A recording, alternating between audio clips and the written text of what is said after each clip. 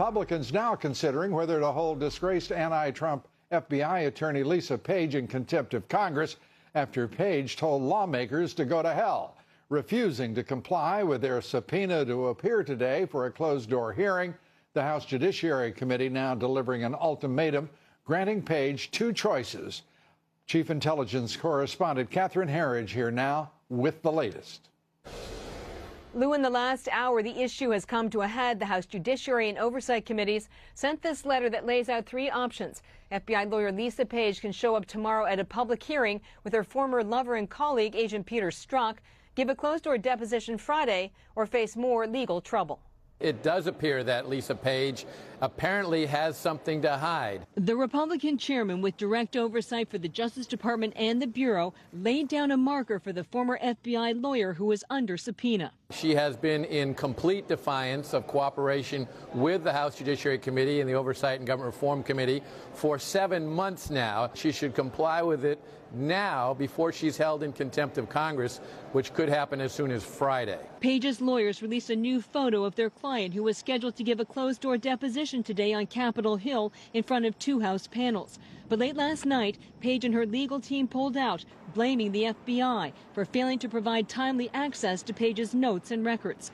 Telling Fox in a statement, there's no basis for claims that Lisa has anything to hide or is unwilling to testify, then accusing the House panels of bullying tactics. The committee chairman countered that they had to call in federal officers because Page and her team were playing games. Our attorneys have had communications with her attorney for nearly a month now. We sent the marshals to her house to serve the subpoena. They had to go back 3 times before they finally were able to reach her. I'm very disturbed by this. At his weekly news conference, the House Speaker said Page is obligated to appear. If she wants to come plead the Fifth, that's her choice.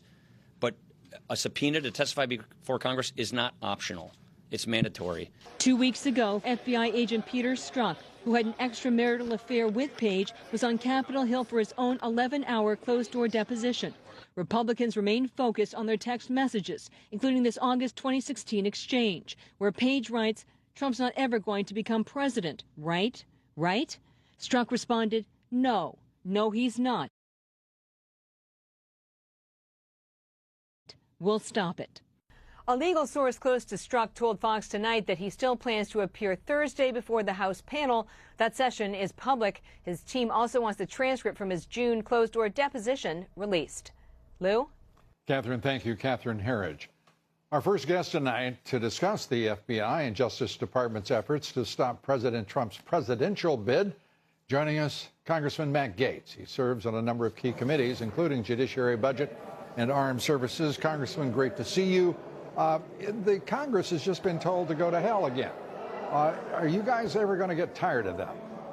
I'm pretty tired of it already, Lou, and Lisa Page and Peter Strzok are showing the country how guilty people behave. Lisa Page ignored a congressional subpoena, just like she ignored her obligation to conduct herself at the FBI free from the type of bias that we saw reflected over and over again. The Inspector General has already said that the bias of Lisa Page and Peter Strzok cast a cloud over their investigative activities, and I think the American people deserve answers. We need to know why Lisa Page was saying now she must win regarding Hillary Clinton when she was supposed to be investigating her. This is conduct that we cannot stand for. We need answers, and it means Lisa Page either shows up this week in Congress to answer questions or she should face contempt proceedings. Facing contempt, it's been threatened throughout by Chairman Nunes of the Intelligence Committee. It's been threatened by various committees. Nothing has happened to this point, Congressman, and we are not hearing anything, really, we the people, because the hearings are closed door for the greater part, and the witnesses hardly seem like they're being very cooperative. And I can't say the questions have been focused like lasers toward getting the truth, but more like getting a soundbite on a local newscast. Well, there was a lot of truth that we got out of Peter Strzok, and we'll hear from him tomorrow, Lou. What you'll be most surprised by in Peter Strzok's testimony is that when Robert Mueller found out that Strzok was sending these biased text messages, he didn't ask about a single one of them. He didn't ask about how Strzok could hold these views about stopping Trump from being president, or de-emphasizing the Hillary Clinton email investigation so that he could make a mountain out of a molehill regarding the alleged connections between Trump and Russia. So time and again, Strzok showed bias, and Mueller didn't ask about it, which probably means he didn't want to hear the answers. That's the real story that we'll expose tomorrow. Either that, there's another possibility, it seems to me, that could be quite credible, and that is that was probably something that Robert Mueller was looking for to certify his bona fides to be part of the witch hunt that he's leading. It would be hard to defend Robert Mueller's selection of his staff, whether it was Lisa Page and Peter Strzok, who were on the Hillary Clinton email scandal, then worked at the FBI and then were drafted onto the Mueller probe, or whether it's folks like Andrew Weissman, who attended Hillary Clinton's election night party, or Jeannie Rhee, who defended the Clinton Foundation. Time and again, you've got Robert Mueller fishing out of the Never Trump aquarium to assemble his team. I have to say, and give credit to Speaker Ryan finally defending Jim Jordan.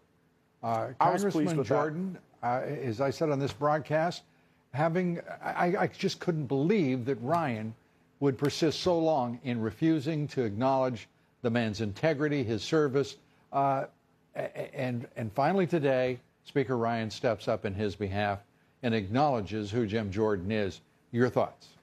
Well, I agree with you. That was right of Speaker Ryan to do, and I'm glad that he did it. Jim Jordan is a man of integrity, and these attacks against him are a direct consequence of the outstanding oversight work that Jim Jordan is doing. If Jim Jordan was not after the Department of Justice and the FBI, he would not be dealing with these allegations. They are totally false. I am confident in that to my core. And look, Lou, how is Jim Jordan supposed to prove that he didn't know something 30 years ago when he was a 21-year-old assistant coach? It is an impossible position to be in, and it is outrageous. And we have to confront it for what it is.